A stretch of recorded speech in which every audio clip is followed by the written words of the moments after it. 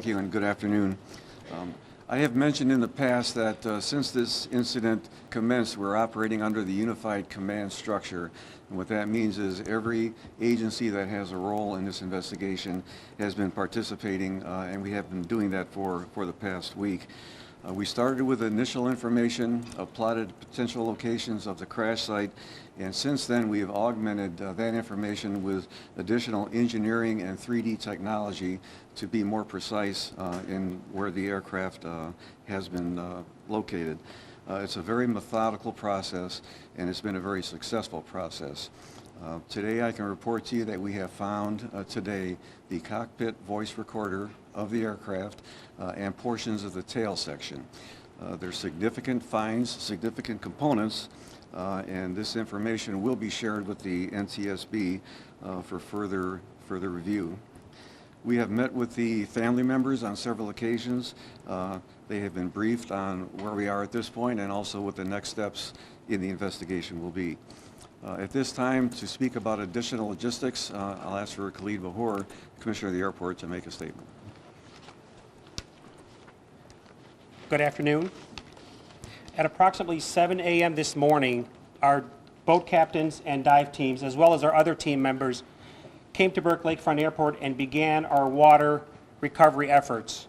We had 3 boats that were dispatched to the area, one with a dive team on the boat. The dive team began their dives at approximately 7:30 to 8 a.m. this morning. During the search, at approximately 1:50 p.m., the CVR, the cockpit voice recorder, was located by our salvage team. The device was removed from the water, and it is in our possession currently. As the director alluded to, we've also found other debris that we are currently waiting to receive back here, and we will analyze the debris to determine where it came from and if it is relevant to the aircraft. At this point, our divers are continuing their diving. They're in the water right now, and they will continue diving until we can't dive anymore. So our intention is to stay in the water for another 2 to 3 hours if possible, pending weather conditions and icing and all the other things that are relevant to the operation on the water.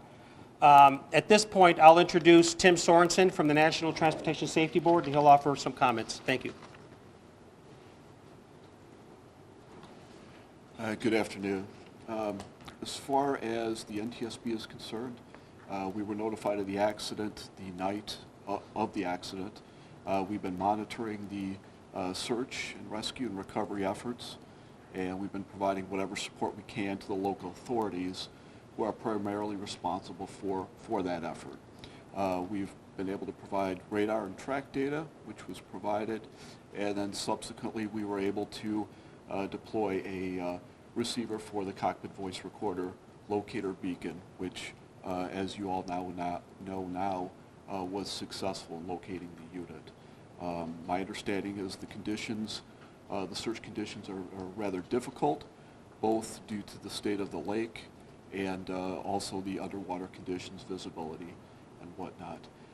We will continue to be monitoring the recovery effort, and then once that is complete, then we will start our investigation, which will include examination of the wreckage.